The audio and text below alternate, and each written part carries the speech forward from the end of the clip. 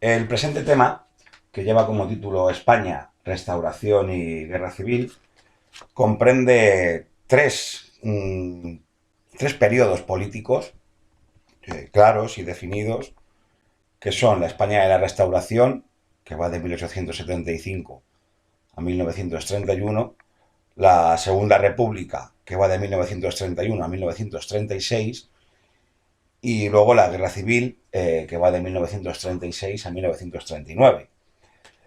El primero de ellos es la España de la Restauración y nos vamos a remontar al último tercio del siglo XIX. En el último tercio del siglo XIX, eh, como bien sabemos, el periodo del sexenio democrático, en el que se intentó establecer un sistema democrático con una monarquía constitucional. Si recordamos la venida de Amadeo I de Saboya, que esa experiencia va a salir mal, se va a proclamar la Primera República.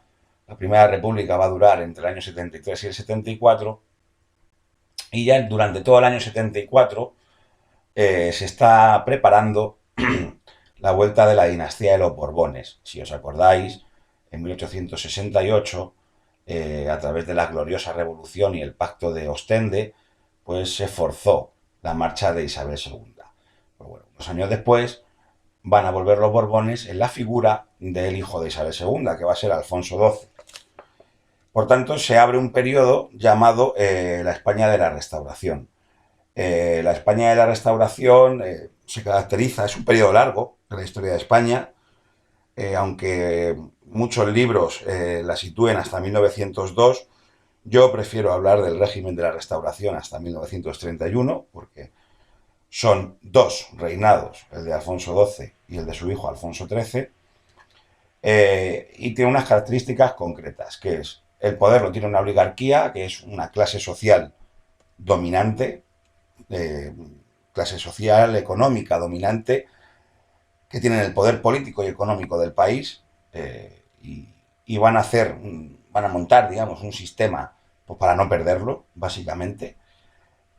Un sistema de dos partidos que se van a alternar en el poder mediante unas elecciones totalmente falseadas, por tanto el régimen es de una corrupción importante, y se supone que es el final también, se supone, no va a ser así, del protagonismo del ejército en la vida española, porque por primera vez con Alfonso XII y luego también con Alfonso XIII, y actualmente también ocurre, el rey, el jefe del Estado, también tiene una formación militar, se sitúa en el vértice de la pirámide, es el primer militar. Por tanto, todos los generales tienen que jurar fidelidad al rey. ¿Para qué esto? ¿Por qué esto? Perdón. Pues para evitar que ocurriera lo que pasaba en el siglo XIX, que los militares hacían un pronunciamiento y cambiaban el signo político, ¿no?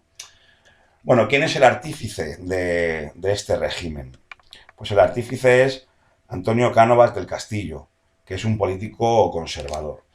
Él va a redactar el manifiesto de Sandhurst, que es el lugar donde está Alfonso XII. Es una academia militar, Alfonso XII está en el exilio, porque marchó con su madre, y él redacta Cánovas este manifiesto, y Alfonso XII en diciembre del 74 lo lee.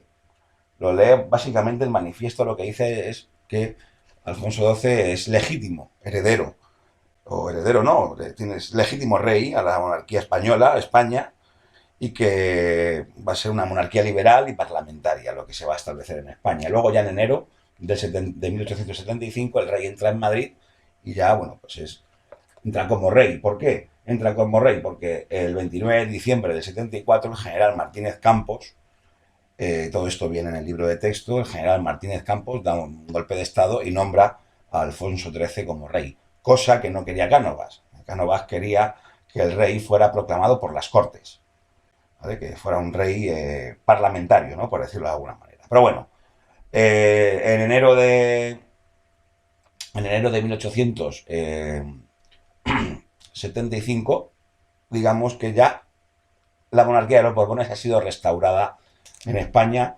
tras el sexenio democrático, ¿no? Y bueno, pues el sistema, que es lo monta Cánovas, este es el gran cerebro de este sistema, es un sistema bipartidista donde hay dos partidos, el partido conservador, que es el de Cánovas del Castillo, y el liberal de Sagasta.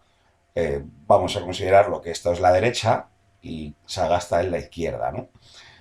Y se va a proclamar una constitución, se va a aprobar una constitución muy moderada, no es un régimen democrático, es un régimen liberal donde la soberanía no es nacional, la soberanía está compartida entre las Cortes y el rey, por tanto el rey tiene mucho poder, tiene tanto poder que el rey es el que nombra a los gobiernos. O sea, las elecciones son un falseamiento, lo vamos a ver ahora. En un principio el régimen tiene sufragio censitario, pero luego a partir de 1890 con un gobierno de Sagasta se va a desarrollar ya un sufragio universal masculino, ¿no? Por tanto, bueno, pues es un sistema muy moderado, pero lo que nos interesa es el turno de partidos, porque Cánovas consideraba, el líder del Partido Conservador consideraba que el mejor sistema para que un país sea estable es el bipartidismo, dos partidos que se van repartiendo el poder cada cierto tiempo. Se considera como el sistema parlamentario inglés o los Estados Unidos, siempre hay dos partidos, pues considera que si España ya es un país inestable, como lo ha demostrado durante todo el siglo XIX, la pluralidad de partidos, digamos que ahonda más en esa inestabilidad, ¿no? Por tanto, bueno, pues montan dos partidos y la clave es que el partido que convoca las elecciones nunca las va a perder. ¿Por qué? Pues porque previamente a la celebración de las elecciones ya se han repartido los escaños, básicamente. ¿Cómo? Pues las órdenes van de arriba a abajo.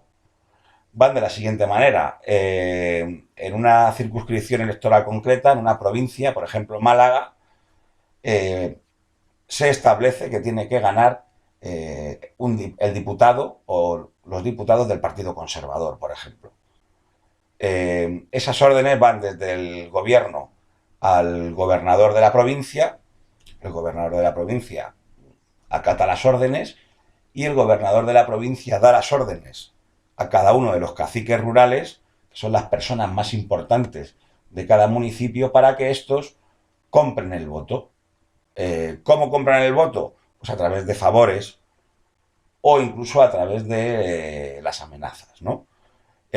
Aquí digo que se compran las voluntades a través de favores, pero de esa compra de voluntades, del voto rural, y España es un país rural en esta época, la mayoría de la población española es rural y en los pueblos se conoce todo el mundo, se lleva a cabo a través de los caciques, ¿no? Que es como el jefe del pueblo, que ojo, no es el alcalde, se suele ser el principal terrateniente, el dueño de las tierras, ¿no? Entonces, ¿qué quiere decir esto? Pues que, bueno, pues que es un falseamiento electoral y digamos que es un régimen falseado, ¿no? No hay una participación de la población real. Donde el voto es más libre, lógicamente en las ciudades, porque en las ciudades es donde el cacique, no hay caciques. En las ciudades sí hay gente poderosa, pero bueno, en una ciudad controlar el voto es más difícil, ¿no? Aunque también se intentaba y se conseguía en muchos casos. La clave es que ningún partido que convocó las elecciones en la Restauración las perdió. Cuando había un cambio de gobierno era porque el partido que estaba en el poder pues tenía casos de corrupción o escándalos y el rey proponía al partido de la oposición formar gobierno.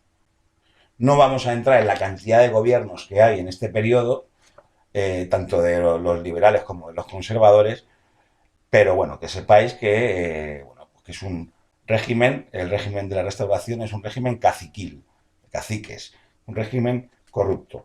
¿Qué ocurría si no salía lo que, digamos, se estaba establecido en un principio? Pues se hacía un pucherazo. ¿Qué es un pucherazo? Pues directamente quitar o poner papeletas o las actas de los recuentos de las votaciones, modificarlas. En esta época votaban los fallecidos, o sea, tampoco había un recuento de la población como hoy en día, hasta que no se crea el Instituto Geográfico de Estadística, a principios del siglo XX, pues nada, pues básicamente no había un recuento de nacimientos y defunciones moderno, ¿no? Es que España en esta época es un país bastante atrasado si lo comparamos respecto a Europa, ¿no? Sobre todo a nuestros vecinos franceses y Reino Unido, ¿no? Pero bueno, este es el régimen, que el régimen funcionó, el rey lógicamente está arriba, en el vértice de la pirámide, y ahí están Cánovas y Sagasta, digamos, soportando el régimen, que el régimen va a funcionar durante unos años. En 1885, va a morir el rey Alfonso XII, ojo que es importante, muere joven el rey. María Cristina de Habsburgo, que es su segunda esposa, ya está embarazada de Alfonso XIII, y entre el 85 y 1902 se da el periodo de la regencia de María Cristina de Habsburgo, hasta que en 1902 es nombrado el rey, el hijo Alfonso XIII, ¿no? Vamos a ver, ¿qué problemas puede tener el régimen de la Restauración?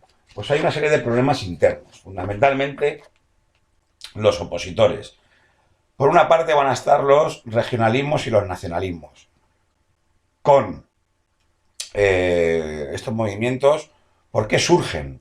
Pues surgen porque España no ha sido capaz de articular un discurso nacional, porque primero ha sido un país inestable, ha intentado ser un país centralista, tampoco ha funcionado modelos como la República Federal de 1873.